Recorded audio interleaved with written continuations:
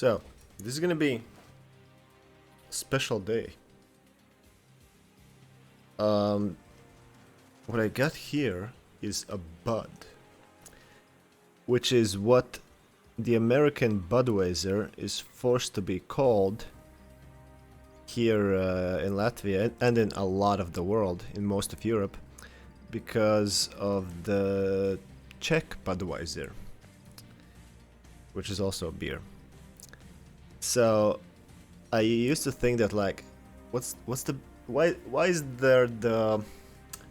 it so popular to shit on Budweiser beer if it's actually good beer? And then I realized that everyone's shitting on the American one while I'm drinking the Czech one. And of course, Czechs and Slovaks make just the best beer in the world. So yeah, this is the first time I'm gonna be trying the American one.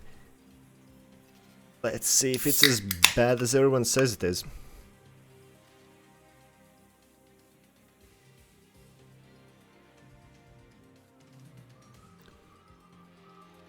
Well, it's not disgusting or anything.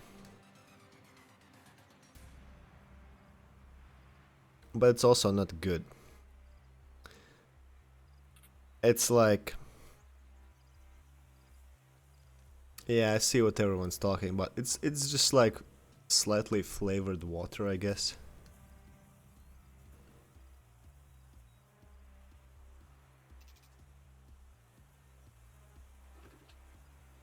Yeah, like it's not terrible, it's just not worth money and hardly counts as beer.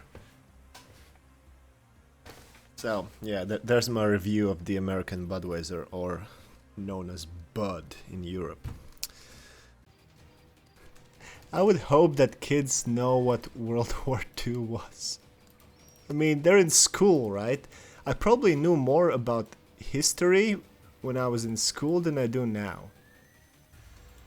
Although maybe not World War history, because I've been watching those YouTube channels. There was the Great War, and now there's also...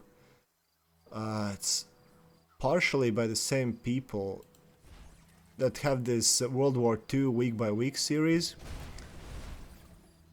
So I've learned damn near everything I know about the world wars from those people. But everything else in history, like most of Renaissance is just like a big blind spot for me. I don't know what the fuck that is. Maybe nothing interesting actually happened there.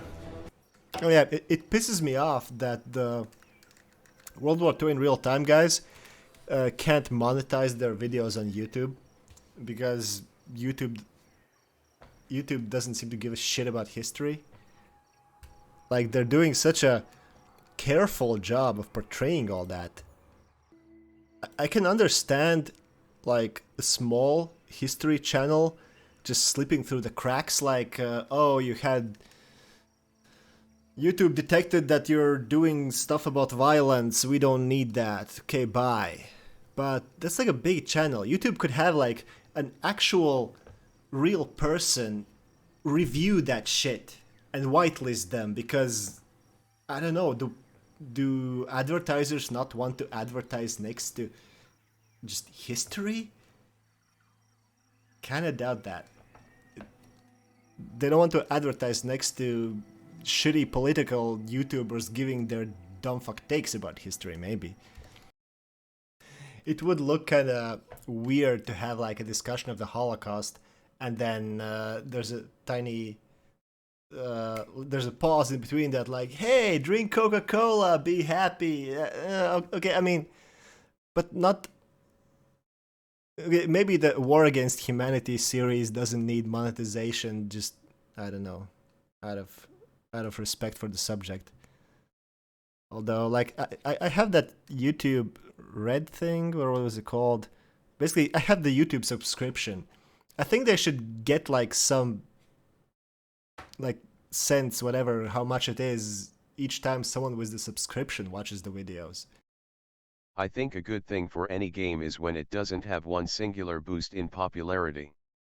That's how they become one-hit wonders and die out with the hype. Steady and constant growth is way better for a game. I mean, I don't think it's ever bad for a game to get a huge burst of popularity. Just that it's likely that most of those people are gonna leave for something else doesn't mean that it doesn't help it get like some permanent growth. As in,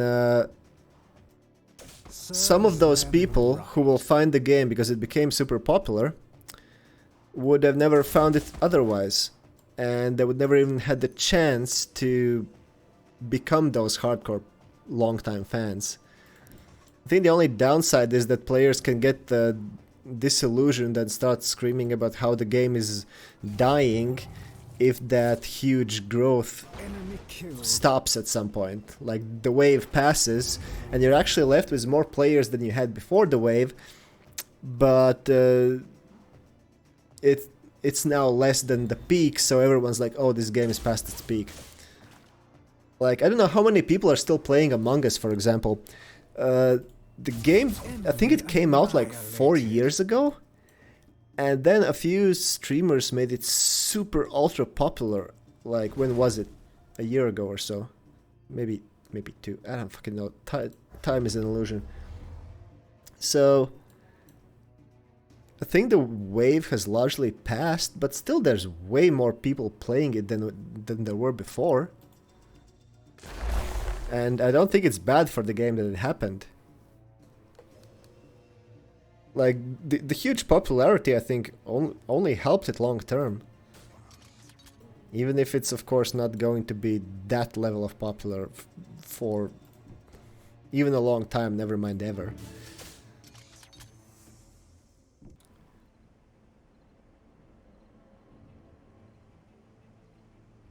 Yeah, okay, so the public perception of Among Us is worse now than it was during the peak, and it will probably become even worse.